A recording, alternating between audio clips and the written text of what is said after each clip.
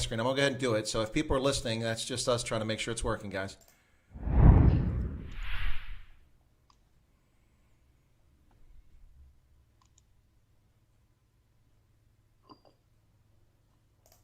Well, ladies and gentlemen, welcome into Indaba, Africa. This is Chris once again, coming to you from central Pennsylvania. Wherever you find yourself, it's Hong Kong, Singapore, Malaysia, New Zealand, out in Oz, in Australia, UK, Germany, Canada, and of course in Africa, in Nigeria, Liberia, Ghana, Botswana, Dumela, Botswana, Sawubona, South Africa. Hey. Oh, my guest is already jumping in there. I haven't even got him on the screen yet. So let me do a quick introduction of my guest today. And looks like, I don't know if we got anybody watching because the stream restarted or something. But let me just double check here before everybody disappears on us here. Folks, be patient there. My guest, those who are watching, just hang on. I'm just trying to double check to make sure we're actually going. I've got some phantom stuff happening here. And I'm really not sure why the phantom stuff is happening. So just a moment of patience. I appreciate your patience. And we'll see if I'm actually online here. It says I am, but I'm not buying it. I see someone else decide to go online right now, too. This is interesting how this time frame is usually free. I'm the only one using it. Suddenly other people are jumping in there. Let me see. Just a moment, folks. Please be patient. Double checking here. And it's taking longer than it should to confirm that I actually have this happening. And this says that, in fact, I am live. So for those who are there, my apologies for taking so long to make sure I was live here. Come on. A little faster. There we go. All right. Okay. So that says, he's giving me a Joe Biden ad. Oh, my goodness. Now we are going to fall asleep. Okay. Hang on. Okay. It's over. All right. There we go. Finally, I can see myself. All right. Now we're back. Ladies and gentlemen, welcome to the Indaba Africa channel. This is Chris once again. Hadrian, Yanni's there, Wayne, Nigel, Wesley, Slotsteenkamp. Good to see you guys. Thanks for tuning in, and my apologies for the rough start here. Streamlabs didn't want to connect to YouTube for some reason, so I want to make sure we actually had the correct stream and not a broken stream, kind of back like when the red ants used to cut my line all the time. Those of you who were with me early on, remember those agonizing days. But welcome into the channel, folks. I'm going to bring my guest in just a moment here. He's a young man from South Africa. He's a Tswana speaker. It's his first language. He also speaks Afrikaans and English. And we'll bring him in just a moment. His name is Odin Moja, and he's mixing a drink. I can hear it in the background. So Odin is going to come in just a moment here. And we're going to talk about his experiences in South Africa, a little bit about Tswana culture.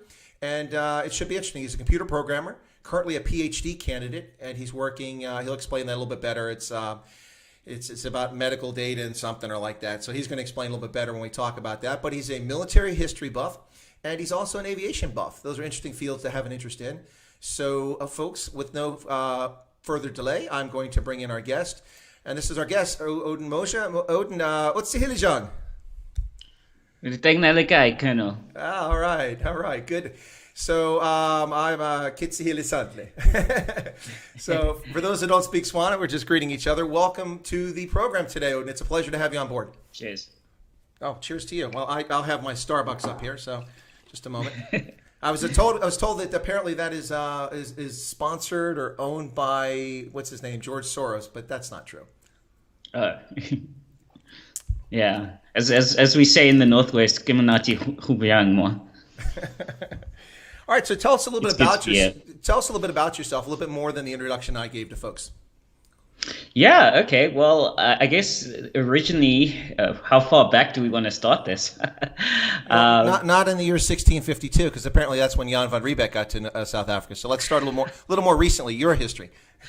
Well, there's 1652, and in America there's 1619. So apparently the 1600s were just terrible. Like that's where the Garden of Eden was destroyed. Apparently. Okay, so for my background, I grew up, born and raised partially in Pretoria, and then I went to school in Joburg, as you can probably hear from my Joburg schoolboy accent when I speak English. But I always loved Pretoria. I actually wanted to be an Air Force pilot, but as it turns out, you need to not have bad eyes to do that. So I decided to just become a computer programmer. And the rest is history. And then eventually I moved back to Pretoria. No offense to anyone from Joburg, I just don't want to live there. Well, we're gonna get toasted for that one. There's more Tswana speakers in Pretoria anyway. I'm more comfortable that way. It's exactly. Just it's nicer. And so then I moved back here and been working in software companies ever since. And then one day I decided to start a podcast after seeing Ernst, Conscious Caracals podcast. And mine was meant to focus on tech, but then it just kind of morphed into this thing where it's just like tech, politics, memes, and yeah, I mean that's pretty much my background. And of course, my political background is I'm pretty much a sort of right-leaning libertarian type. Yeah, that's about the long and short of it.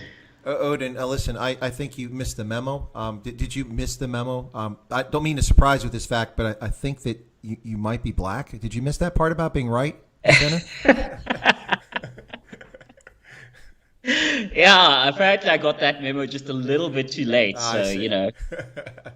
No, we joke, of course, but there are stereotypes about people, and everybody assumes that every black South African has died in wool ANC supporter or a leftist, and simply not the case. And there's a lot of South Africans from all ethnicities that back different parties. So I think it's always, we say it tongue in cheek, but it's kind of, I think, important to break that stereotype that not everybody supports one particular party or another. So I didn't know. I feel kind of like you cheated me here. I didn't know you had a podcast. I don't remember ever talking about you having a podcast. Now I haven't promoted your podcast. I almost feel guilty, but since you didn't tell me, I don't feel guilty at all.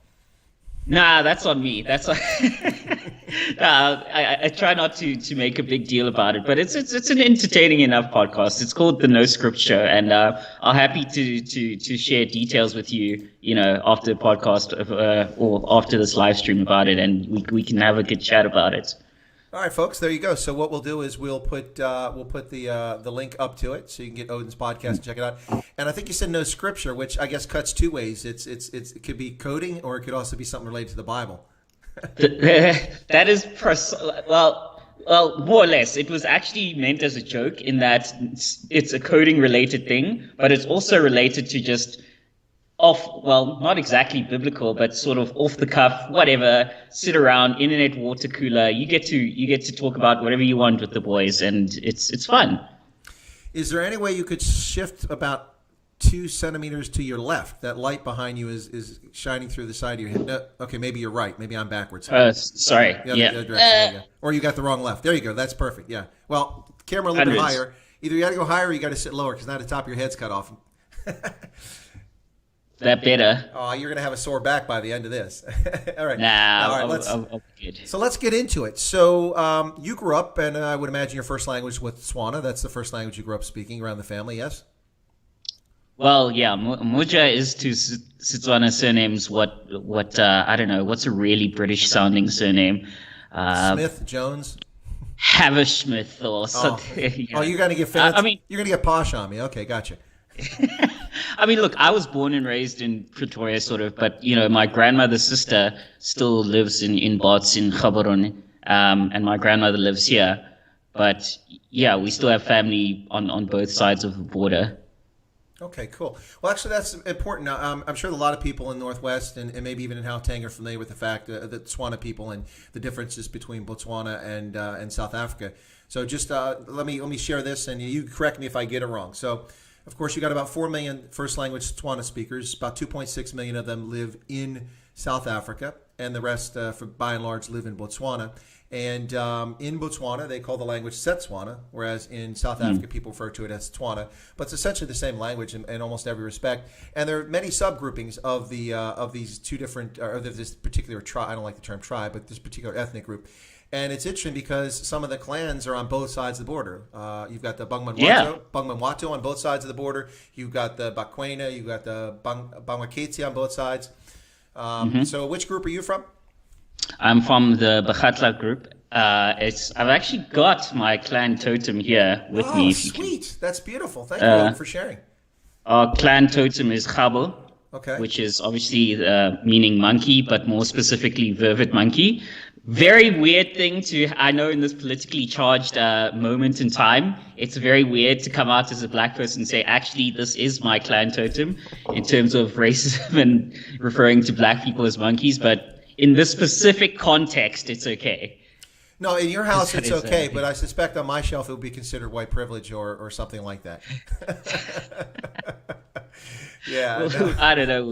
We'll get a pass written out for you. But yeah, you're right about that. I mean, it's ironic because there are almost twice as many Setswana speakers in South Africa as they are in Botswana, which is a weird situation. I checked the last census thing, and there was a lot more of us here apparently than there are in Botswana. No, absolutely. It's fascinating too, the history of Botswana. So it's interesting you still have family there. I've been hoping to get a bigger base in Botswana, but I think a lot of people are kind of bummed out with the lockdown, then the not lockdown, then the lockdown again, then the not lockdown. In Gaborone, it's been a roller coaster ride. They got locked down because the authorities overreacted to 12 folks turning up positive in one of the hospitals. Well, actually, if you're going to get positive people, that's probably where you're going to find out about it, a hospital. I'm just saying. But they shut the city down for another 2 days, the capital. Then they reopen it. Got to be frustrating for folks back in Gaborone, no doubt. Yeah, I mean, my grandmother's sister, she's not actually in Gaborone itself, just sort of on the outskirts, but she was, locked down pretty tightly. And it's weird to me, like you mentioned, where you say if you're going to find positive cases in a hospital, that's where it's a basic scientific concept. When you start looking for a thing, you are going to find that thing. So when people are like, oh, we did this many tests and so many more people turn up positive, I'm like, yes, that's what we were looking for. No, but in fact, the world's politicians are running around acting as if they're Stanley looking for Livingston. That was a lot harder than finding COVID-19. It's easy to find COVID-19. You just have to look for it. Nice referencing. Yeah, pretty much. Yeah. So let's talk a little bit. So you grew up in which town or around where, if you don't mind sharing? You grew up in Northwest. Well, partially in the Northwest, my gang type place, but a lot in Pretoria and Johannesburg. Okay. So did they take you back out on weekends in the summertime, to be near a cattle post or something, so you had your heritage, or? Yeah.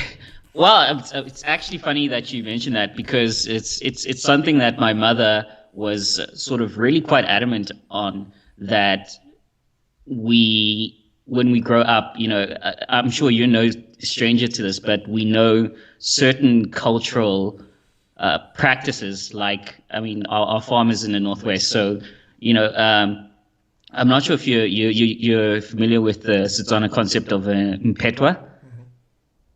It's just like your I guess your age group, your cohort. Cohort, yeah. Yeah, so that's for those listening. It's basically a Setswana cultural concept where, especially for the guys, these are the men you grow up with, learn to do everything with, if necessary, go to war with, or whatever. And in a sort of modern context, my brother and my cousin and my cousins are that cohort of mine. And basically, we were taught from an early age, even though we didn't need to know how to do it, things like how to slaughter this type of animal, and the processes behind lobola negotiations and that kind of stuff, for nothing other than the value of cultural preservation, and even, as I said, knowing which specific subgroup of Setswana we come from, or rather Botswana that we come from, because it's just important to preserve that cultural heritage.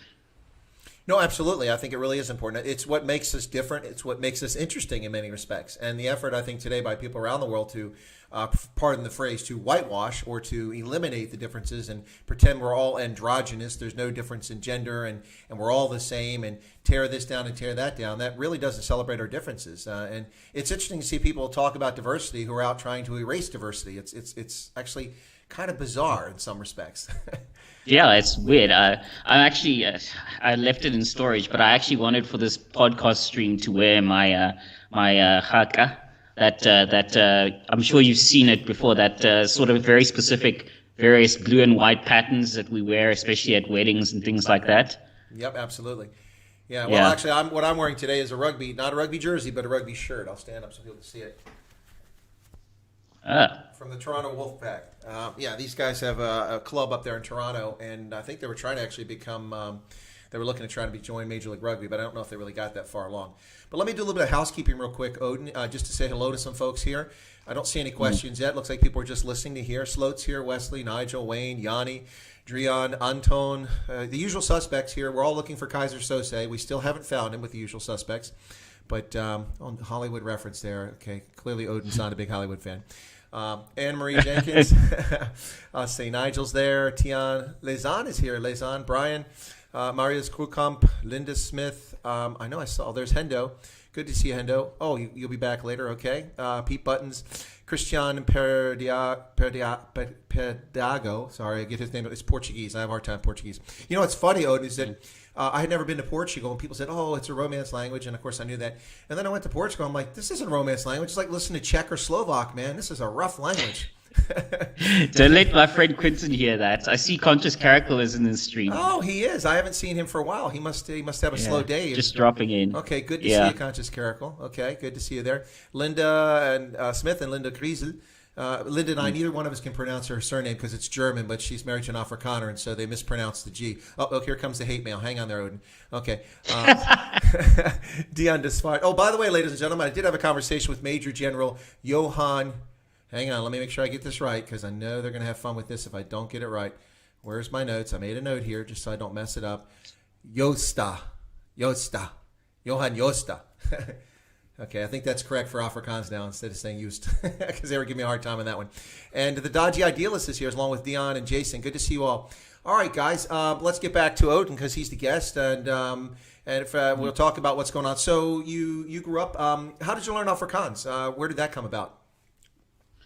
Basically from being in Pretoria and, obviously having a lot of, it's an Afrikaans city. So, having a lot of Afrikaans friends, that's just how it happens, Yeah. And then English, I assume because of school. You learn English in school? Is that where that came out? Yeah. Okay, cool. Yeah. I mean, that's really, most of South Africa, you can get by with all three of those languages pretty well. So that kind of covers the ground for you. I mean, especially for someone like me in the Northwest and in Gauteng and in Pretoria, it's just, it's. I don't need to know any other languages. Absolutely. What do you mean, someone like you, a computer programmer? No, I just mean someone who lives in this. A brown person. No, I'm playing. Can I say that on this podcast? I don't know. It's. You can on my channel, but if we get demonetized or defunded or deplatformed, I'll let you know with another platform. Okay. Anyway. Yeah. So, it's just where I live, those languages are fine. It's funny you mentioned that because if I were to visit Bots now, Setswana in South Africa has sort of started to diverge from Setswana spoken in Botswana. And for example, how can I illustrate? Okay, so if I was to say the sentence, Koloi waka, which is, my car, to somebody in Botswana, they would instantly pick up that I'm from South Africa because of the word that I used for car. Because Setswana here has sort of, I don't want to use the word polluted or diluted, but has sort of merged a little bit. It's sort of concurrent with a little bit of Afrikaans and Sotho sort of influences, and that's sort of, so that's, I mean, they're not indistinguishable, but it's detectable if you speak Setswana in Botswana as opposed to here. No, absolutely. And it's actually the same with English, I would say, too, for those who speak English in Botswana, which is virtually everyone except for out in the bush. Some people don't. But the English spoken in Botswana is a merger between Commonwealth and American English. It's kind of weird. So I have conversations with Botswana when I'm there and in English, and they'll say things that are American euphemisms and American colloquialisms, and they'll use American nouns, and then suddenly there's a South African or English word that's in there. So you don't hear people in Botswana say robot. They don't say that. They talk about a traffic light. That's what they say, just like Americans, just as an example. So it's funny how borders will artificially create separation in language, even amongst a similar culture or same culture. Yeah, I mean, it's obviously, the other thing for me is that from a cultural and language perspective, I almost feel like when I'm in the Northwest that I'm basically already in Botswana based on the people that are there and the language and everything there. It's, especially the closer you get to the border, it really becomes noticeable that I feel like I'm basically already in Botswana. Yeah, no doubt. So do you get around in Botswana? Have you ever been anywhere beyond the Gaborone area? Have you been up to Maun or to Kasane or Francistown, somewhere like that? It's been a couple of years since we visited. Pretty much Gaborone, Francistown. I don't remember going beyond that though. Oh, you got to get there. One day you got to get up there to Maun and check out the Okavango. It's definitely one of those bucket list things. I'm telling you. I've been there so many times. It's amazing. You won't regret it. Trust me. So, Okay. so how did you? I mean, listen. Okay. How do you wind up in computer programming? I know you want to be a pilot, but people want to be president too. Those are big dreams, and they don't work out. But I mean, pilot Well, and computer programming. That's not exactly a small switch. I mean, you use computers on planes, but I mean, come on. Were you like a gamer or something like that, or did you just really find it cool, or what? Honestly, yes. Like I was a gamer, and the other thing is my mom was expecting me to become an accountant. Oh, And dear she's God. like, she's let go of that silly military dream. Just be an accountant or a lawyer like your dad or me. And I was like, no. So I enjoyed video games so much that I started to take them apart. Or rather, I started to take computers apart. I'm and sure your help- parents appreciated that.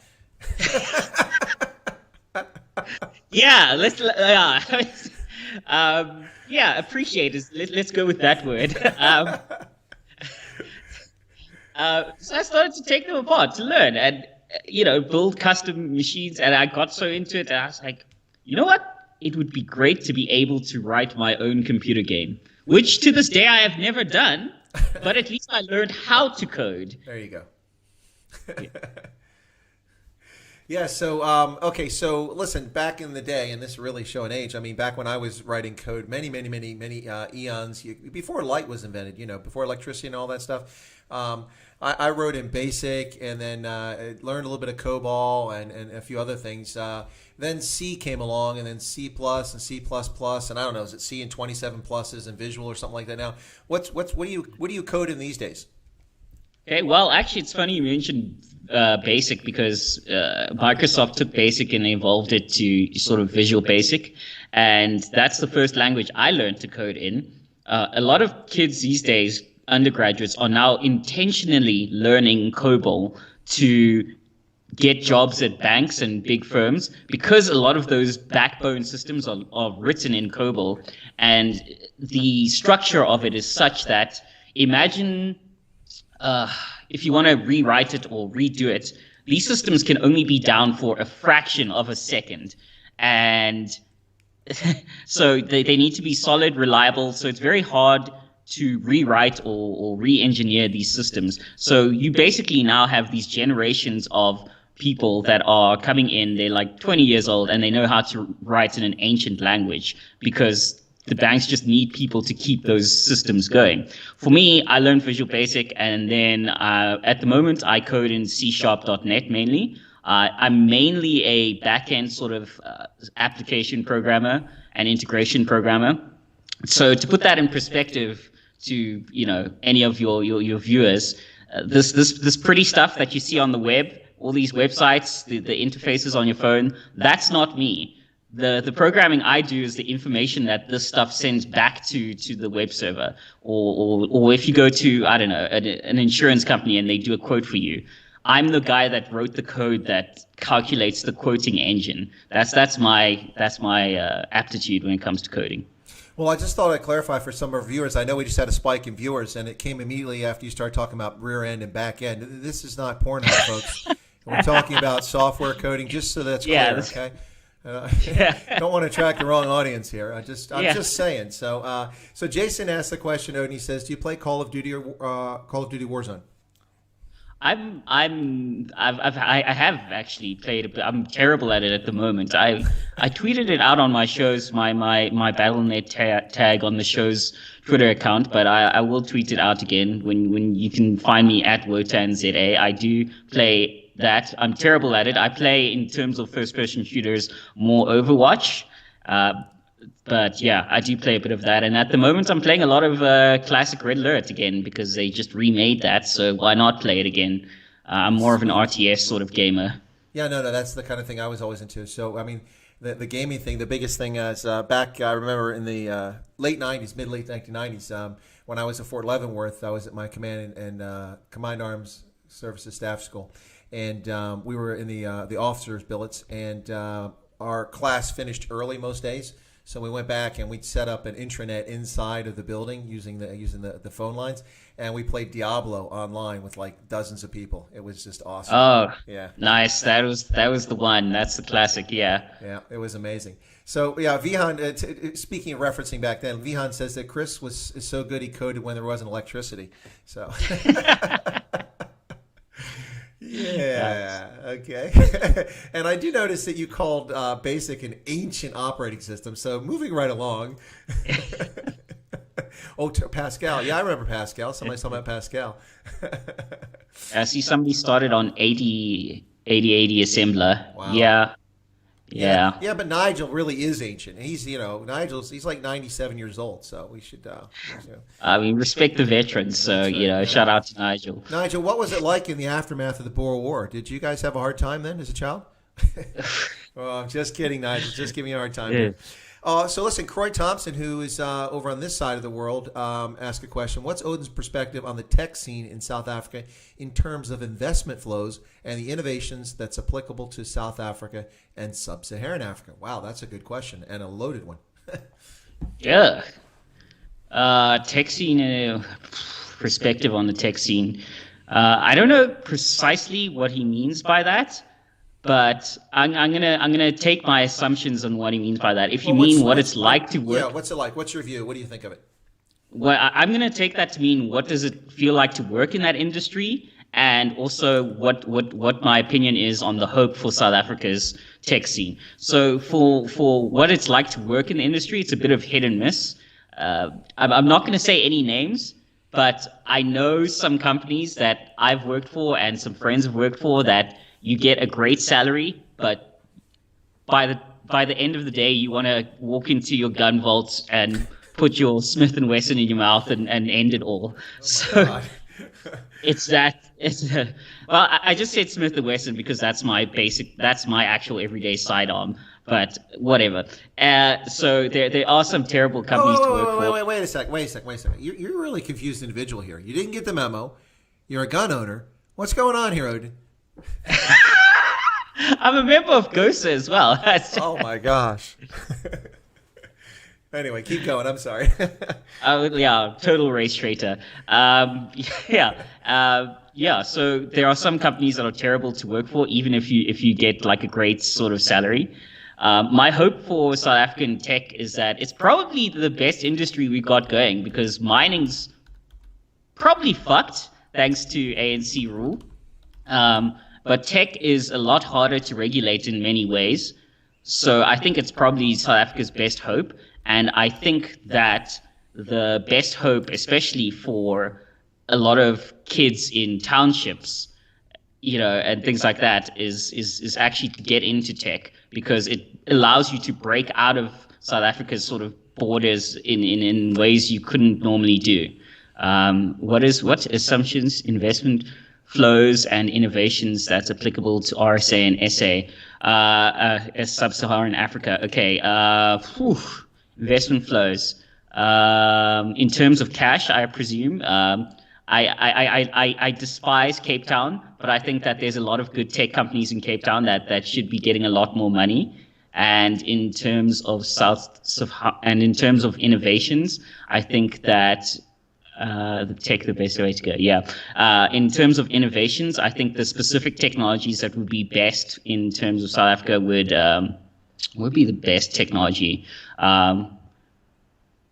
Probably any sort of messaging app, because with that emphasizes security, because our government is becoming increasingly sort of authoritarian, even more so than commies normally are.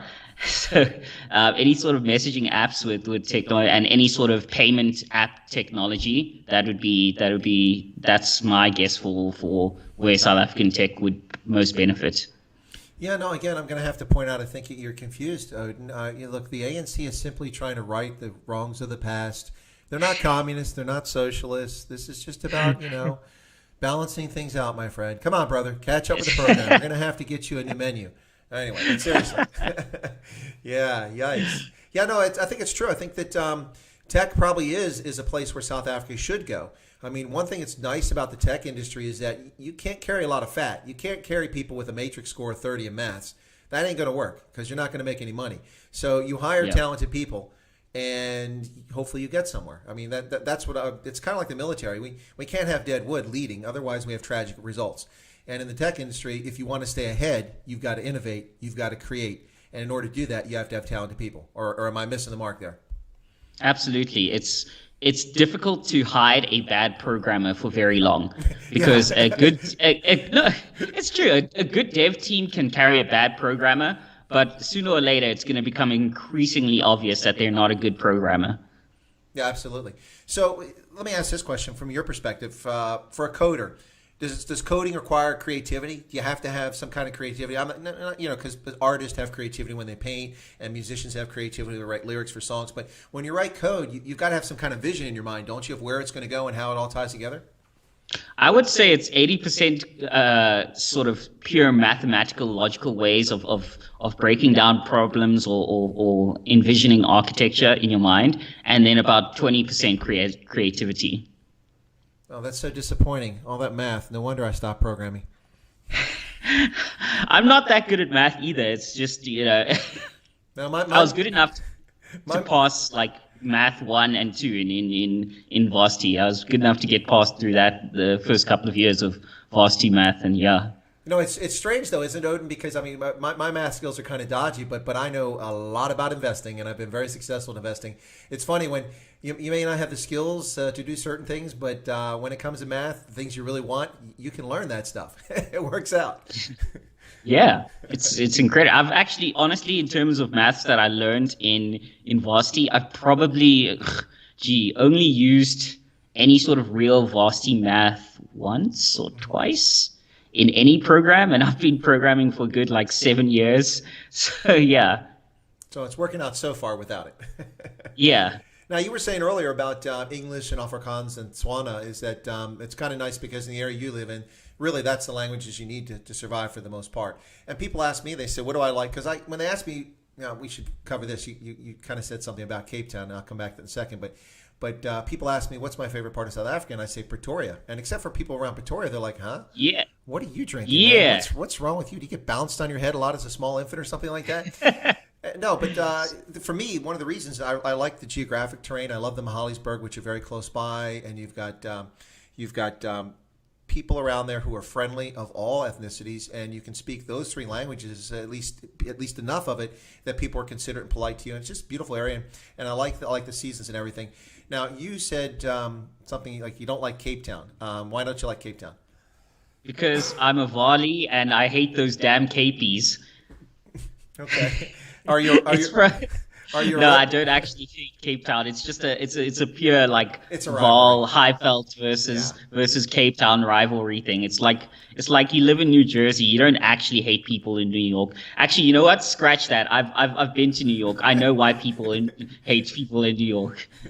Yeah, no, Jersey doesn't get, and vice versa. No, but you're right. That's just kind of that rivalry sort of thing. So, but are you into rugby or any sports or no? Yeah, so obviously, very painfully, I support the Bulls because I'm from Pretoria all day, every day. And soccer. So there's this very weird dichotomy because my brother and I have this endless thing.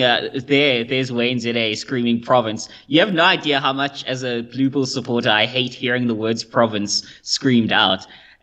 So do you go into DTs or something when you hear somebody say VP? Does that bother you?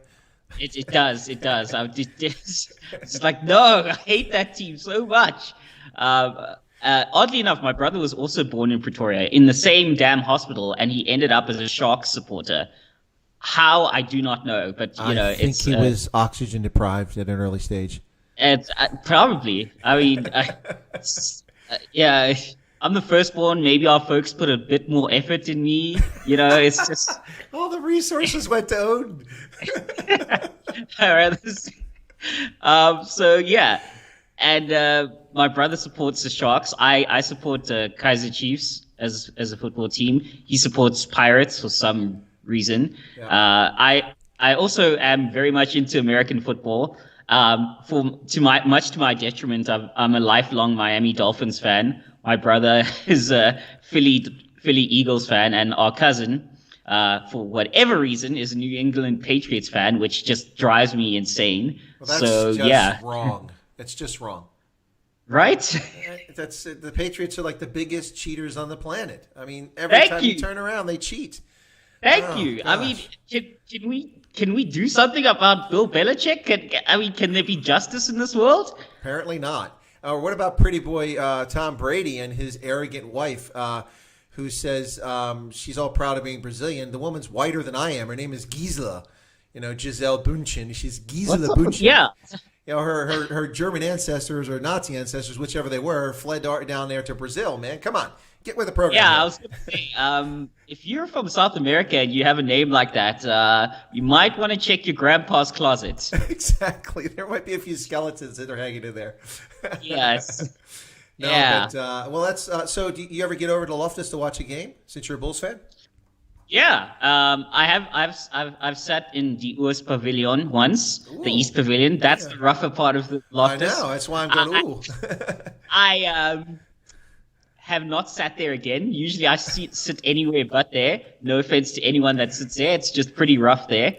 And yeah. Yeah. No. Tian says, "Hey, listen. At least the Bulls haven't lost in 3 months. It's the best season they've had ever." Well, come on. The Bulls were pretty darn good just about a decade ago. They were just rolling over Super Rugby and Curry Cup. Yeah, no, it's now we got Sharks fans coming too. Those were the good times. Yeah, no doubt they were. The salad days, to say the least. Yep. I see got some Sharks supporters in the chat as well. It's a bit disappointing, but I understand. Well, it's okay. Jason's saying Transvaal, but Jason, I think the Transvaal team went away a long time ago, my friend. They became the Bulls. Yeah. Let's see. What else? Sins of the father fallacy. What are you talking about, Christian? Okay. Oh, yeah. Pete Buttons told me that I'm a boomer like him, so we fossils when it comes to being hip.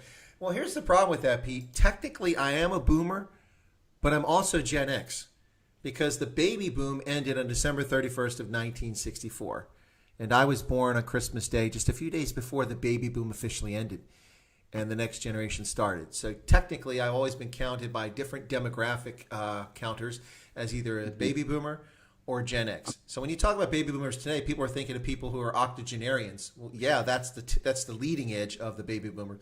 On the tail end here, some of us are still dead, sexy, and young. Come on, stick with the program. Good retort. Good retort. Exactly. Yeah. Oh, well, Northern Transvaal was the Bulls. I think that was what they used to be called, Northern Transvaal, yeah. So you're right, Jason, make that distinction, sorry. Pete Button says Africa is fun. Hey, so speaking of Africa, Odin, have you had a chance to travel anywhere in Africa? Have you been outside of South Africa at some point? Yeah, so I've ticked off basically everywhere in Southern Africa except Namibia. Seriously? Wow. At some point in my life, I've been to pretty much every country in Southern Africa except Namibia. Well, what was the highlight? I mean, for me, it was always going to the e-commerce capital of Africa, Eswatini. That's kind of a cool place to go. Yeah, I forgot they changed their name now. That was a brief holiday when we were kids with my mom. That one I was like, sort of ambivalent about. I did enjoy oddly enough, going to Zim a while ago, a long time ago. I enjoyed going to Zim. And Lesotho as well. I liked Lesotho the least because it was freezing cold. And I know it's nothing compared to like Michigan in the middle of the winter, but it was cold enough for me. No, I got you. It's funny because when I live in Southern Africa and I see people bundled up and I'm walking around with shorts on, look at me like you're crazy. But it's all a matter of perspective. When I lived in Liberia and the temperature is usually in the 90s, so that's over 30 degrees Celsius. The humidity is like 95% every day. So you're basically soaking wet all the time. And then the temperature in the rainy season drops into the 70s, so down to about 18 degrees Celsius. And it rains, and so it feels a lot colder. But of course, I walked around in shorts all the time, and I'd walk up to my apartment where I had a guard outside, and he wore, like, no kidding, an Alaska parka with a fur-lined hood, and he's standing there with his teeth clattering, going, "Sir, aren't you cold?" Like, dude, this sounds about right for the course. I'm like, dude, this is heaven. I've been melting in this place for 7 months. I can finally breathe. Sounds about right for the course. Yeah. Yeah, exactly. So where did you get to? I'm sorry. Go ahead. Sorry, no, I see Nigel mentioned something about Flight Simulator 2020. I might go into that. I know it's not accurate flight simulation, but I'm really into the Ace Combat series of video games. Yeah, it's just fun to fly around and shoot stuff up, or shoot stuff down. Cool. Jason was asking how cold and hot it gets where this place is. This is a temperate environment, so we get into the mid to high 30s in the summertime with some high humidity for a few days or a few weeks. And then in the wintertime, you get down to get to zero and go below zero sometimes. We get snow here, so it's a temperate environment. It's nice. I like temperate. I like the seasons. I'm not a fan of the seasons never changing, so that's just not really my thing. I lived in Monterey, California when I went to the Defense Language Institute, and it's almost the same year round, and it's kind of boring. I like to see the leaves change. I like to see the weather change. So, all right. So let's get back to the computer stuff. So you're working on your PhD, and can you tell us what that PhD is in? Well, my current areas of interest are medical informatics and artificial intelligence. I haven't really declared anything major yet, still sort of bobbing around, but my real research interests are in terms of things like information seeking behavior and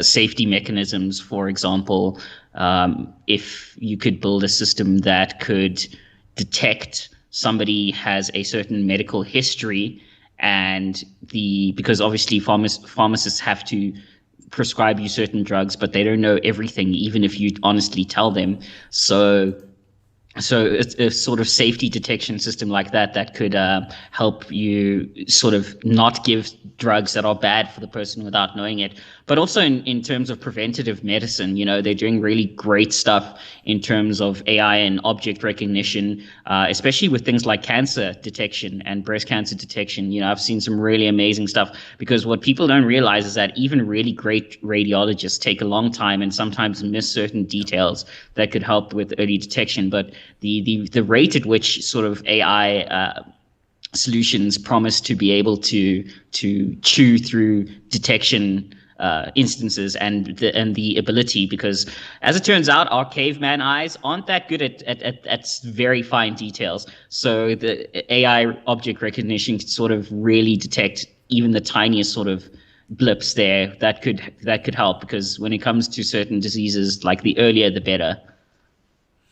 Yeah, no, that is fascinating stuff, and you're right. Radiologists do miss things. Humans make errors, and it does happen. Sometimes it can be tragic. So anything that can help improve that is usually really good stuff.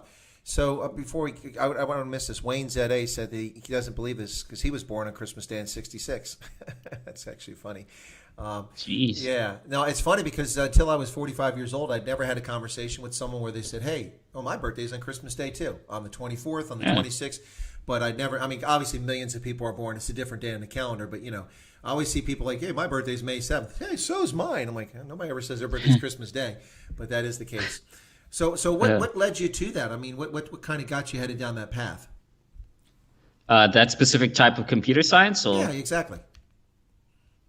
Well, honestly, cryptography and sort of security stuff has just way too much math for me to like.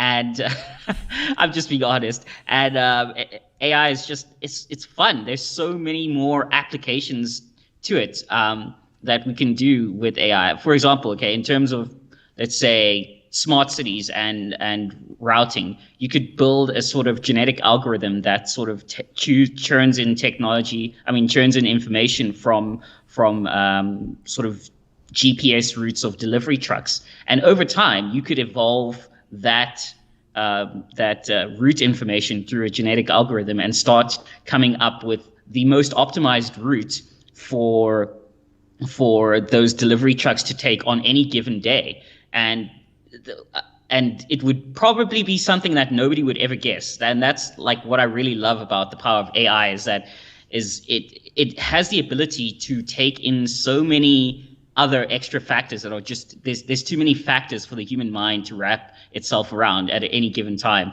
It has the ability to give us so many more insights and like I said, with the routing algorithm, vastly enhance something as basic as that, which could lead to less accidents, safer delivery times, quicker and more efficient delivery times, which you could then pass on as savings down the line to your consumers. So if you're delivering these things and they're really efficiently delivered, you could pass those savings down the line to your consumers. Now, for your middle class and upper middle class, that does make a difference, but a couple of cents. I mean, my family's been, I mean, I live in a nice place now, but my family's also been dirt poor. So I understand the value of just that couple of cents of savings in basic perishable items. So for me, that's what interests me about AI, is the ability to just enhance just about anything you can put your mind to. But is it not a valid concern to be scared about things like Skynet? Oh, absolutely. Okay, so this is actually where my beef with Elon Musk came from, is that initially you've got a beef with Elon Musk. Okay, other than his smoking a weed on a radio, I don't have many problems with it. But go ahead, I'm curious. What's your beef with Elon Musk? Not anymore, but he was initially what I call, first of all, he's a physicist, not a computer scientist. That's correct. Okay, so my problem with him was the halo effect, is that when a celebrity, especially someone like him that has sort of science knowledge, says something is bad, then people take that as gospel. For example, I will never mention anything about CRISPR because it's not my field of science. And that's something you start to learn as you become a scientist, is that you don't know shit. Okay, you know a lot about a very tiny, narrow aspect. So yes, Elon Musk was right to raise concerns about AI. We all were. But when we started dropping atom bombs, initially we didn't even know that we wouldn't ignite the atmosphere. So yes, there are, and yes, AI is an existential threat to humanity, but so are nuclear weapons, because we only have one Earth. And so they're both existential threats to humanity. My beef is that he sort of, and he's smart enough to know better, he sort of sensationalized how much we should fear it, to the point where people were hysterical about fear of AI.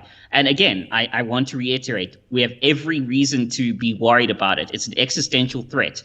But that we can't turn the sand back into glass. It's out there.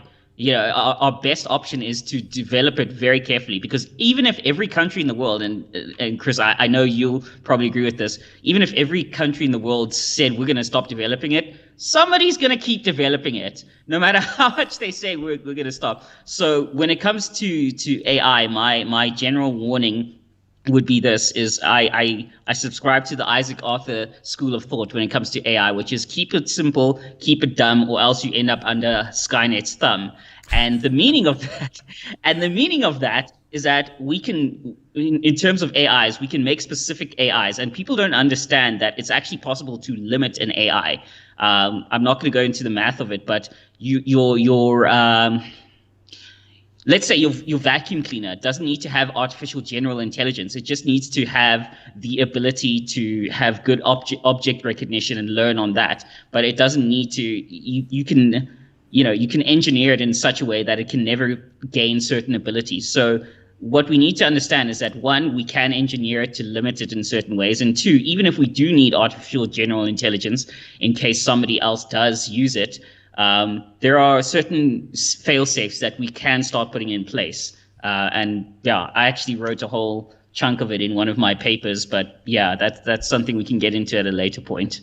Yeah, no. I watched all those Stargate Atlantis episodes with the replicators. That's pretty scary stuff. No, but seriously. So I'm confused, though. You were talking about, Elon Musk and creating hysteria over AI and getting people all excited. It's a real threat, but are you talking about AI or COVID-19? I'm a little confused. Oh, wow. I really love how that's just taken over everything these days. Well, not here in America, because apparently it's been cured, because now you can destroy cities and burn and loot, and there's no danger of catching this mysterious ailment called COVID-19. Okay, so, what I thought was particularly interesting, even before everybody came out, Ron DeSantis in Florida, governor, he caught a lot of flack for wanting to open up. I believe the governor of Georgia also got a lot of flack for wanting to open up. Nobody bothered to check what the measures they wanted in place were for opening up. Exactly. And as you'll know, there's a lot of parts of places in outside of the sort of Atlanta metro. There's a lot of places in Georgia that are pretty rural and distant. Virtually the entire state outside of Atlanta. Yeah. And what I found particularly interesting was that Jared Polis, I believe, or Polis of Colorado, the governor of Colorado, he also wanted to open up, and he got zero flack for that. And I think the governor of Maine also wanted to open up. And basically all the governors that had a D next to their name were just like, the media just didn't give two craps about that. They're just like, oh, it's fine. Just ignore that. Ignore that. It's fine. Like, I'm like, guys, I'm willing to accept that you're worried about, opening up. But for me to believe that, you need to cover this fairly. You need to cover that these governors with a D next to their names are also opening up. It's like Andrew Cuomo is sort of the hero of the republic, but Andrew Cuomo also put a order through that had COVID positive nursing patients sent back to those nursing homes, and nobody's given him flack for that. And again, I'm willing to buy that the media wants you to be worried about COVID-19, but I'm gonna need to see them cover it fairly instead of having things cut in one way all the time. Well, there's little chance of that happening in the mainstream media or the newspapers and magazines and such. It's just not going to happen. So, for instance, you're talking about Cuomo. Cuomo in 2015 decided not to spend $559 million buying ventilators for the next, pandemic and crisis. Now, this, of course, was prompted because of the Ebola outbreak and the hysteria over Ebola in the States, where he had virtually no cases of it. And so, as a consequence, states geared up their disaster response and preparedness. And Cuomo denied purchasing $559 million worth of respirators. So instead, he spent over nearly $800 million on a solar panel photovoltaic factory near Buffalo, New York, which is bankrupt. All the money's gone. It's been looted. Oof. It's almost like an ANC project. It was so successfully failure. Anyway, so then, of course, he attacks Donald Trump for not giving him respirators. Well, the federal government doesn't sit around with respirators to give to states just because. That's a state responsibility. But the press doesn't lambaste Cuomo for his abject failure in not buying 40,000 respirators that he should have bought when his legislature gave it to him. But yeah, that's exactly right. Let's catch a few of the comments over here, and then I want to shift gears about military history real quick, Odin. Yeah. Yeah, so let's see. So someone's gone very gothic. I don't know. Is that me or Elon or is it my shirt? Pete's proud to be a boomer. Hendo says Elon's a deep state frontman. Of course, Christian Perdago says he's laughing at that. Let's see. Christoph says, will you download your consciousness in the computer like Sheldon Cooper? Big Bang Theory. That's a philosophical question in that if it's ever really you that's in that machine. But I would consider it. Let's put it that way. Exactly. just to see it. Yeah, I'm glad you, by the way, mentioned the COVID-19 thing, because again, the other thing that annoys me is that people polarize us into this. Either you totally don't care and it's all a hoax and whatever, or you just go overboard with like we're all gonna die if we. I think that my stance is yes, it is real. But also there are different sort of risk profiles for different populations and different countries, and to treat everything in a sort of blanket manner is at best inefficient and at worst the height of madness. Well, yeah. For clarity, and those who pay close attention, I'm sure know my position on this. It's a dangerous virus. It's highly infectious by all indications we have of it. But this is potentially the greatest political hoax of the 21st century, the reaction to it and what's happening. You don't react to something like this by shutting the world down. You protect the vulnerable. You protect the people with the underlying conditions, and that's how you go about it. But instead, we've decided to destroy the world, and then people can't make money and can't feed their families and get sick on top of it. Not a wise approach.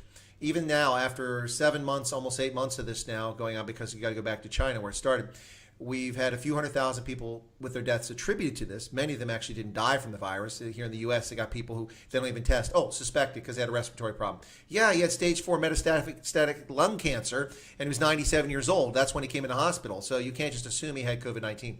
So a few 100,000 people have died from it or attributed to it. But last year, 620,000 people died from malaria. 800,000 people die from suicide around the world. 900,000 die from HIV/AIDS around the world, and 1.5 million people died from tuberculosis last year. And tuberculosis is similar. It's highly infectious, and it comes from proximity, and it's very dangerous. But we're not losing our minds over those things. It's really, really frustrating. So that's kind of where I sit on it. Yeah. Now, Yeah. Christoph Havanga asked a really good question here, which I already was going to bring up, but I'll use it as this question. He says, so what do you think about a soul? You can download your consciousness into a computer potentially, but what happens to the soul if the soul's a real thing? And I think that's Well, where I was going to don't say know if it's really you or not. I think that was your point. That's the thing. First of all, the question assumes somebody's belief in a soul. Obviously, if you come from a religious background, then yes, you do believe in a soul. My thing is with anything to do with transferring yourself into a computer, soul or consciousness or otherwise. Let's say we have the technology to transfer soul. We still don't solve the continuity problem. It's a I don't remember the exact philosophical name for it, but it basically states that you have no continuity from when you're shut down in one place to powered up in another. You have no way of guaranteeing beyond a shadow of a doubt that the you that went down is the you that came back up. You just have to believe the observers. And it's actually a similar thing to it's a slightly scary thing that if you think about it, it's the same thing when you go to sleep. You have absolutely no way to guarantee that the you that went to sleep is the you that wakes up. Like you don't know. Your consciousness stopped at a point and you don't know. So yeah, this is getting a little too Nietzsche for me. So we're going to shift gears. But listen, be nice in the chat, folks. People talking about trolls. Actually, you've missed it entirely. Look behind me. What do you see up there? There's a troll. There's another troll. Probably kind of far off. You can't see it with my screen not on the full side. But I noticed a lot of really, really nasty comments in some of previous videos, which moderators had caught and YouTube had caught. And I went through and cleaned those up. Things that were being held for review today. And was kind of astounded at the juvenile behavior of some people. So yesterday I put the trolls up there. Since the trolls are ever present, they're actually on my bookshelf behind me there. But let's shift. This is the internet, man. Yeah, exactly. Let's shift gears real quick. Okay, so we're coming up on an hour. Can you go longer, or you got a hot date, or? Nah, I got time. All right. I don't know. If you want to talk some military history Let's or talk whatever. some military history. Now, you did watch my Gettysburg video, correct? I haven't watched through the whole of it, but I appreciate some of the walking you did there.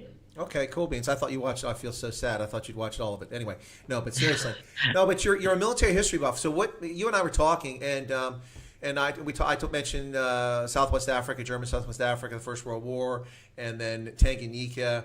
What sort of military history do you find most fascinating, and maybe do you understand why you find it fascinating? Okay, well, I know a lot of people have all these endless sort of how do I put it? Alternate history takes on the Second World War, but honestly, I find the First World War far, far more interesting, just because of all the sort of European monarchies that it was the birth of the modern age, because out of it, a lot of monarchies died, empires were shattered, it reshaped the Western Europe, and even if you were in the colonies over here, you were not sort of untouched by it. My most being Botswana. My most interesting battle in the Second World War, I'll say, is Monte Cassino, and I'll get into that in a second. But the First World War, it was the clash of 18th century tactics and thinking against 19th century mechanized warfare and weapons. I mean, at the start of the war, the border clashes, you had the French, who had the best, probably the best. Sort of continental army at the moment, going up against the Germans, and you read these accounts and you have their officers. I mean, they went in there still looking not much different from their original army military uniform that Napoleon had, and you have these officers standing up in the middle of whittling machine gun fire, because that's just the way you stand as an officer, and it's just so incredibly stupid to do that. But that was 18th century thinking, against 19th century sort of machine guns. It's incredible. No, absolutely. It's I think from a historian standpoint, the First World War is infinitely more fascinating because of all the transitions in weaponry, the arrival of modern warfare, essentially, which is what you're getting at. Now, I know that people always like to take pictures and show pictures of the Polish cavalry charging German tanks in 1939 in a futile effort. Okay, that's because Poland didn't fund its military very well, not because they couldn't have tanks. But at the beginning of World War I, there were no tanks and there were no aircraft flying, at combat. And you didn't have machine guns fielded. We had Maxim guns and things like that, and the Gatling gun, but the actual things that changed warfare. And then, of course, the use of chemical weapons in the First World War. The list goes on and on. Submarines were used in the first time in an effective and large presence. We used them in the Civil War, but they weren't really particularly effective. And so you see all of this coming to the fore in the First World War. And also, which a lot of people miss this, people don't know African history particularly well, the First World War was full of Africans, not only with conflict in Africa, primarily the biggest piece being in Tanganyika, where the Commonwealth and Jan Christian Smuts were chasing Paul Letto von Voorbeck around fruitlessly for 4 years as he eluded them and embarrassed them, tied down 500,000 Commonwealth troops that were needed in Western Europe. But in Western Europe, if you go through the cemeteries, you find lots of West African, you find lots of North African graves of soldiers from Africa who died fighting for France and for the UK against the Central Powers. It's a fascinating period of history. Yeah. Honestly, for me, it is quite fascinating. Even things like where you see with the Germans, that's where they started pioneering things like the concept of stormtroopers, where you have the best of your best. These sort of, you see these old photos, and they sort of look like these tall German wild men with long blonde hair, and they were given extra rations and all that, and they were the best of the best with all sorts of weapons, and they were the ones that started pioneering things like infiltration tactics, where, especially at battles like Verdun, which I would not wish Verdun on my worst enemy. Verdun and the Somme, I would not wish on my worst enemy. That to me would be hell. Verdun, the Somme, or Passchendaele. In fact, I believe there's an old English poem where the guy wrote, "I died in hell, but you called it Passchendaele," or something like that. And it was just, where to me, one of it was a revolution at the time, but where German commanders would have them sort of these artillery barrages, these creeping barrages, and they would have the stormtroopers sitting right behind that barrage. And as soon as it lifts, they just rush right in. And you with military history would know things like infiltration tactics and things like that are just common sense now, but it was revolutionary then. No, absolutely. In fact, Rommel became famous because he wrote a book on tactics from the First World War, from his experience. And my one of my first battalion commander when I was a lieutenant in Germany, he was an instructor, a West Point instructor, and he wrote a book about Rommel's and his First World War experiences. Quite a interesting thing. This is back to something earlier, but it was too funny. I didn't want to miss it. Defender Dev said that AI was bent on taking over the world, but then got stuck reading Facebook posts. I would just add to that. I think that AI was bent on taking over the world, but it got trapped in an if-then loop on Twitter. And so it was a Twitter, feed. Anyway, but So, what other military history is there? Any other parts of First World War? Did you follow Tanganyika or Southwest Africa at all, or is that something you know about, or no? Not as much as I followed sort of the Austrian campaigns, because I just thought it was funny what an absolutely useless ally the Austrians were to the Germans. And they also drugged them into the war. Yeah, and the Austrians, sort of the battles there. It was this. I can't remember the name of the podcast. Oh, Hardcore History, where they were talking about how to this day even recently they're finding frozen Austrian or whatever soldiers in the mountainous regions there from the battles they fought there. And I just thought that is absolutely insane. That is insane. And also, I'm more in terms of the First World War, sort of the Brusilov offensive. That to me is also just seeing how utterly unprepared the Russians were is just unbelievable. Oh no, absolutely. And then the Russians were eventually knocked out, and of course that really started the collapse of empires, of monarchies, and that was going with the Russians going first.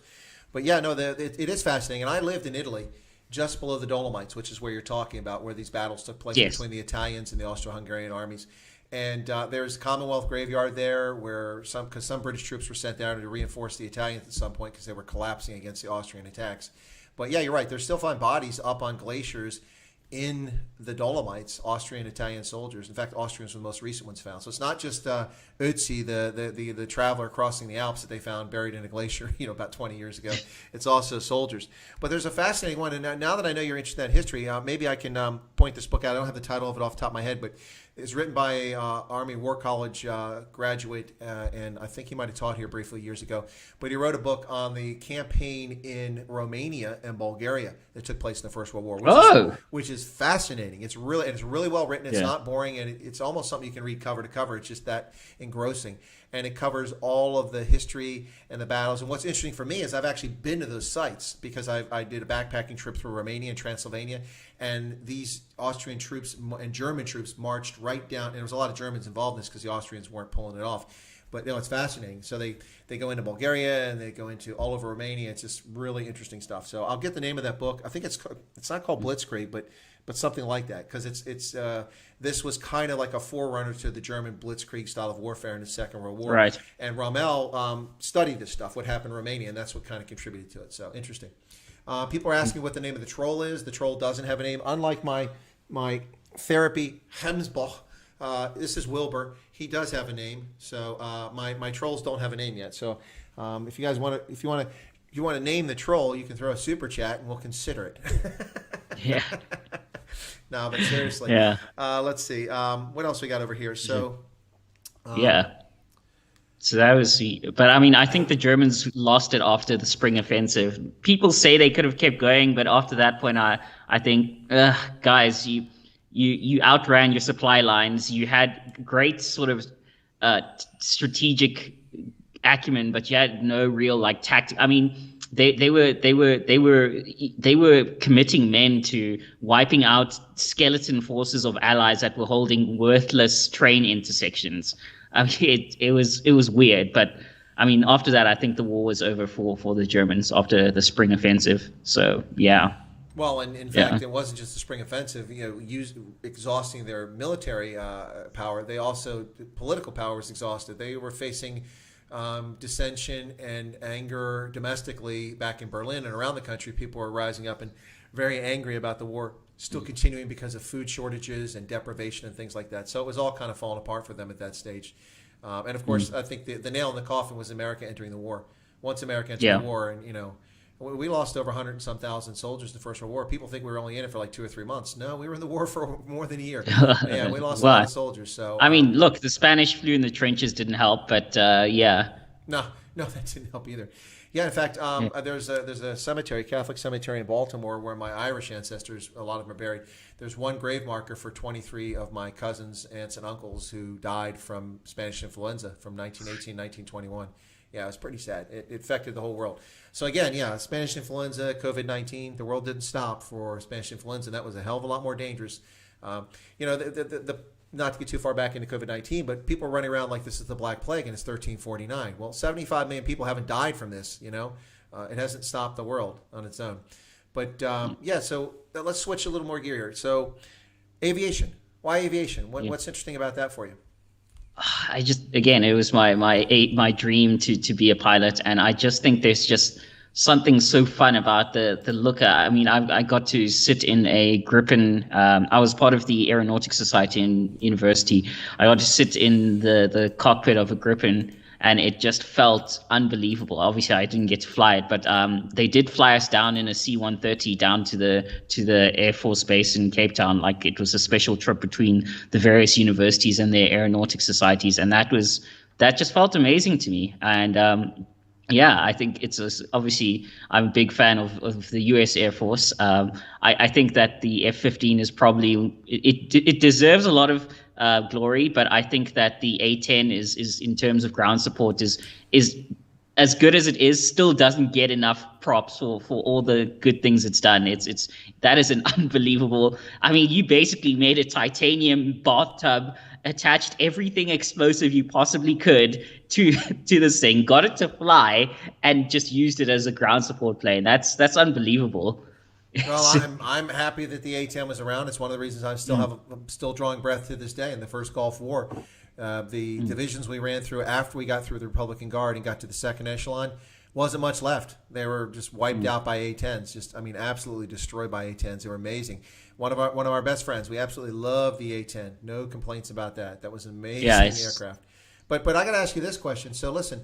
So you got to fly in a C-130. You got to sit in a Gripen.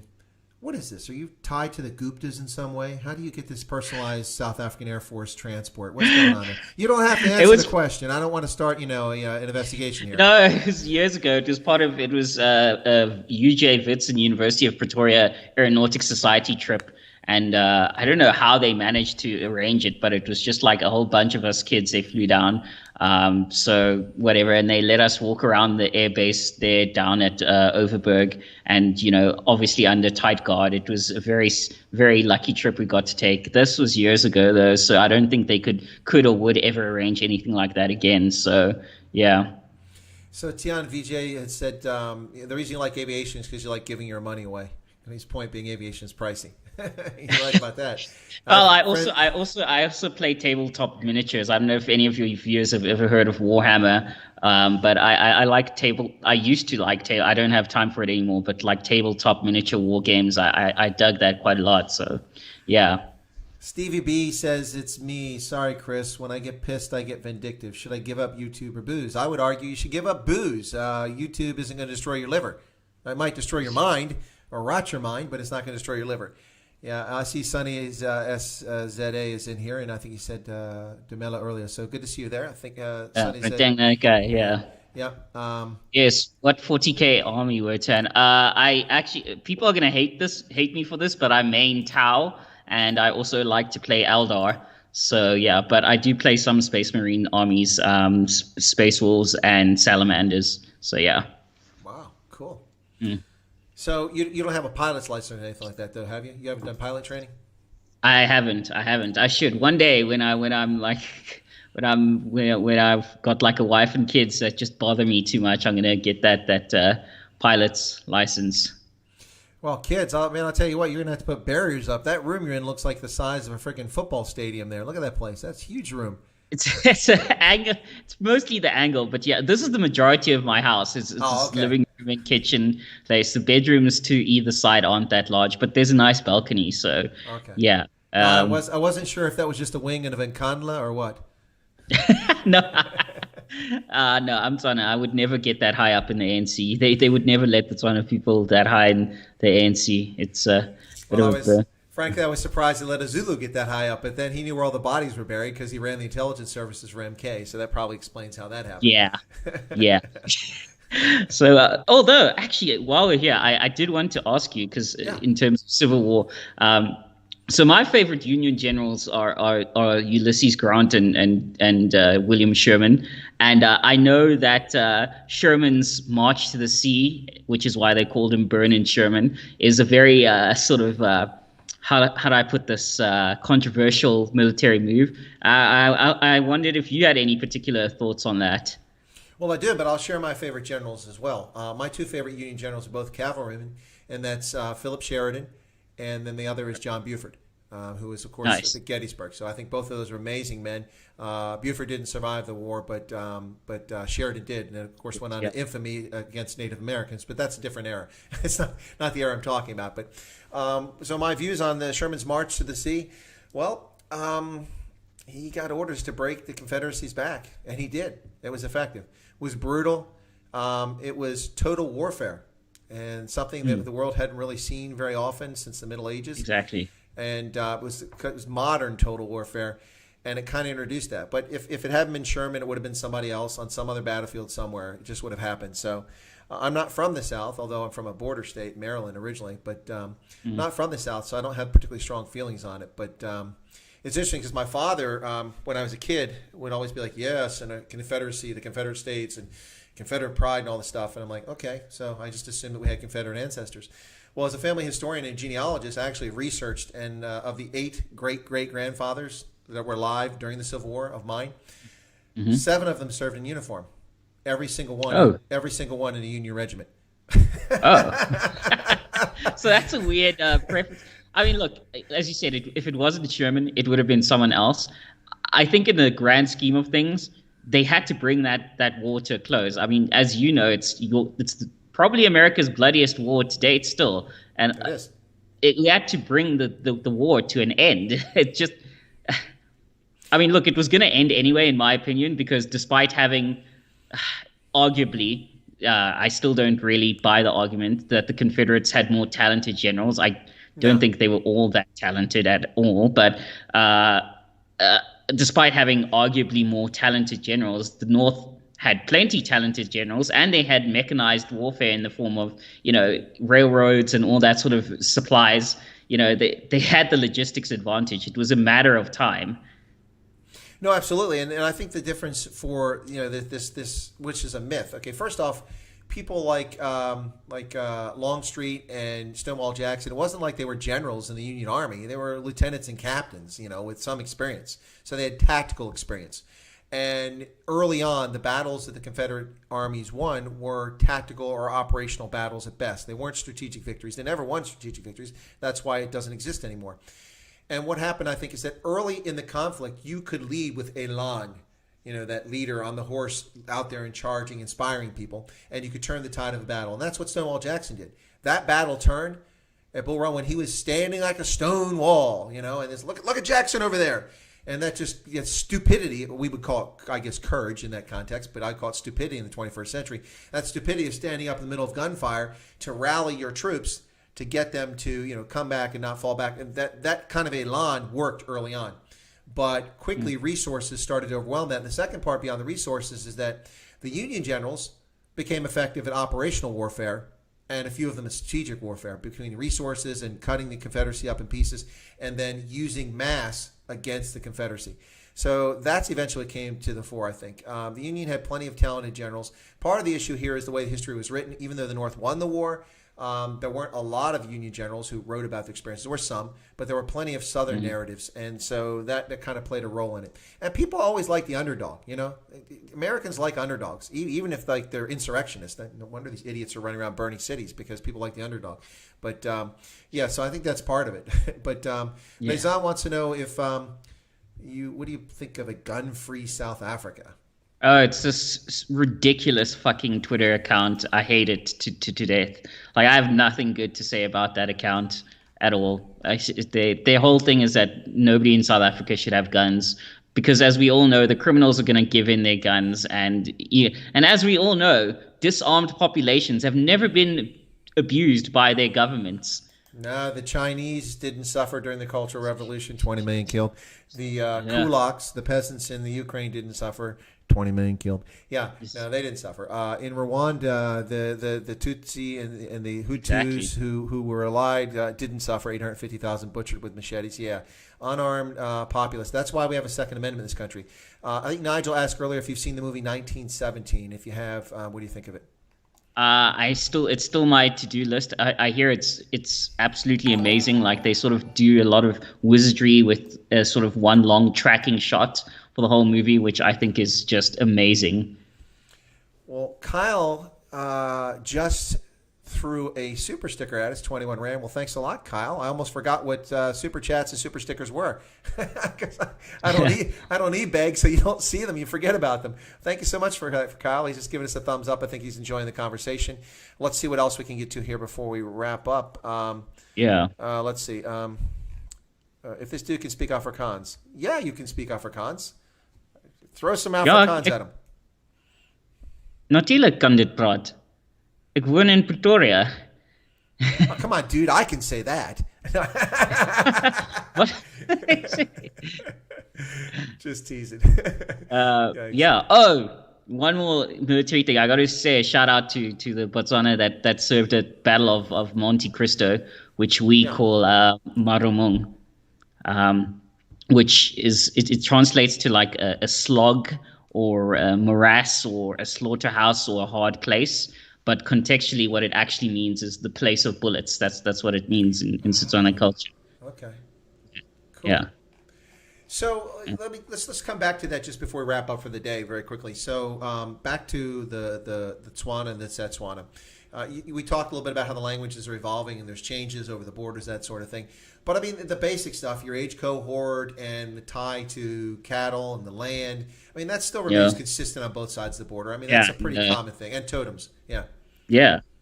Yeah, depending on what clan you're from. Yeah. Yeah. Can you hold that up and then hand it off to the side so it goes over to me so I can take my cultural appropriation right through the camera here? Is that a skull behind you on a bench over there? You're not like a serial killer. Are you a serial killer? No, that's my Memento Mori skull. I'm really quite into stoicism, so that's a little Halloween decoration that I have. And it's got the words "Memento Mori," remember death, carved into it. It's just a reminder, I really enjoy a lot of stoicism. I read, I finally finished the Meditations by the Emperor Marcus Aurelius, and it's really interesting stuff. Cool beans. Well, folks, listen. My guest today has been Odin Moja, who is a Tswana-speaking South African from Northwest, but lives in Gauteng in Pretoria, and he's a computer programmer, a PhD candidate, a military history buff, and an aviation buff. And I found the conversation fascinating. I got the impression most people did. It seems like you enjoyed it as well, Odin. What do you think? I loved it. I'd love to come on again, and I'd love to have you on my show sometime. Oh, no, we've actually got to do that. But I will come on your program as Loki, okay? Oh, God. Yeah. Anyway, so listen, is there anything that you'd like to leave us with, or any thoughts? I didn't know you had a podcast. I really feel bad about that. We'll share that in the comments after the video, so you guys can go check out his podcast. But anything you'd like to share us? You and I talked beforehand. We said we're going to talk about race in South Africa. We never even got around to it. See, that's the thing. Reasonable, cogent people who care about treating people fairly don't care about that nonsense. We haven't really talked about, other than a joking sense, about a few things. But maybe we'll talk about that in a future discussion. Was there anything anything you'd like to share with us now? I'm sorry.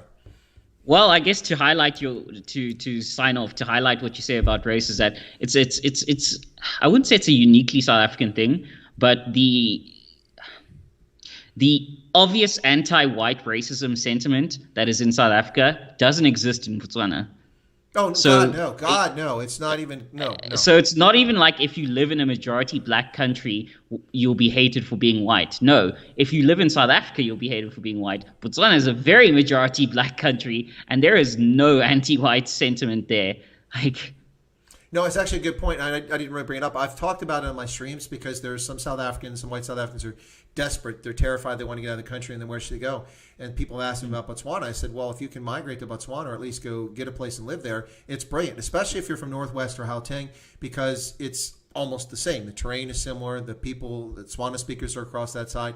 And, in Botswana, if you're a white man with a black woman or a white woman with a black man, nobody cares. Nobody pays attention to that. That's nobody's Everybody's business. Tswana. Exactly. Kim Botswana.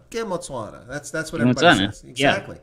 And you have Afrikaans-speaking Botswana. You have Tswana speakers. Quite a few. You have Kalanga. You have the Khoi and the San. Well, not the Khoi, but you have the San, who are called the Basarwa, which is not the nicest term, but the San are called Basarwa. So all of them are Kim Botswana. They are Botswana. Exactly. Yeah, no, it's a completely different world. And for South Africans who've never been to Botswana, you should check it out. Just head up there. You have a completely different vibe. Sit in a cafe or restaurant in Gaborone or Francistown, and it feels very different. Even though it's the same sort of physical environment that you find in South Africa, it feels very different, just the atmosphere. Would you agree with that, Odin? 100%, yeah. There's a very South African phrase right there. 100%. You guys kill me with that one. I love it. That's always a 100%. Anyway, okay. Well, you've been a fantastic guest, Odin. We'll get you back on here, and I'll be happy to come in your program. We'll just talk about it afterwards. Let me get you to stay on the line, okay? And I'm just a little housekeeping. All right, I'll call you back. Can I call you back shortly? Is that okay? Sure. Okay, yeah, that way you don't have to hold your mic because you're mixing drinks back there. Somebody think I got a bar going here or something. So anyway, folks, can we get a little applause for those who are still with us? Because I know people said we were taking off, and a lot of people took off to save data, I guess. But can we get a little applause over here for our guest? Just a little clap over there in the chat. Appreciate it. And we thank Odin for being our guest today. It's been a very fascinating discussion. And for what is today, Tuesday or Wednesday? I'm lost on the days. Wednesday. Yeah, for midweek, we had a pretty good crowd in here. I think people are fascinated with the discussion of languages. Although I did take a little offense at being called ancient because of basic, but I guess that's what I get for bringing up basic. But that's on me. So we're getting that's all my fault. Oh, it's my sedle. Okay, I guess you say Hosiami and Boroko. Okay, so Hey, yeah. I don't know who Sunny ZA is, but that's pretty good Setswana. Well, no, Tswana Sentle. I think Sonny's SZA is actually a Tswana speaker, if I'm not mistaken. Oh, okay. Yeah. Tswana Sentle. Yeah. Oh, he's Hungarian. Okay, I was wrong. My bad. That's right. I forgot. He was Hungarian. Dogbreaker, where did you come from, man? You just popped up out of nowhere. Yeah. Okay. All right. Yeah. So he's Hungarian. Okay. Well, there's Hungarians all over. Tony Nagy's Hungarian. Tony Nagy has got Hungarian relatives, South African relatives. He grew up there, and he lives in Canada. So that guy confused me, just like Joe Emilio. I don't know what he is. Anyway. All right. All right. So I'll give you a salute since you're a military history buff. Thank you so much. Appreciate you being on the program. I'm going to drop you off right here, folks. Thanks a lot so much for being on the program, Odin. We'll catch you a little bit later. Cool. All right, ladies and gentlemen, let me just hang up on Odin, and then I'll finish up the show, and I'll call you right back in a minute, Odin. Cheers. All right, ladies and gentlemen, thanks for watching today's special feature live stream with my guest, Odin Moja, who is a Tswana-speaking South African, who's a computer programmer working on his PhD in interesting medical data field. So I hope you enjoyed it. I enjoyed the conversation, a good little conversation on midweek. I may or may not do a live stream, my Straight Volters later on. I'm still debating that because I think the 3 Bros are coming on, and I'm going to want to watch that. I don't know if I want to go on or before or after that. But if I do go on later, it'll just be for an hour at most. Really do it for just an hour. So thank you all for tuning in today. I really appreciate it. Kyle, thank you for the super chat, or super sticker, I should say, with the little thumbs up. Appreciate that so much. And we've got more guests coming up. I don't have a Saturday guest set as of yet, but I'm working on that. And I will have Major General Yost coming on next Saturday, the 4th of July. So he'll be my guest on here. We're talking about wildlife and parks and briefly touching on his military service in the South African Defense Force and the South African National Defense Force, as well as his working in private sector and industry. So ladies and gentlemen, thank you so much for tuning in. Really appreciate it. We need to talk about the budget, 1652 to 1920.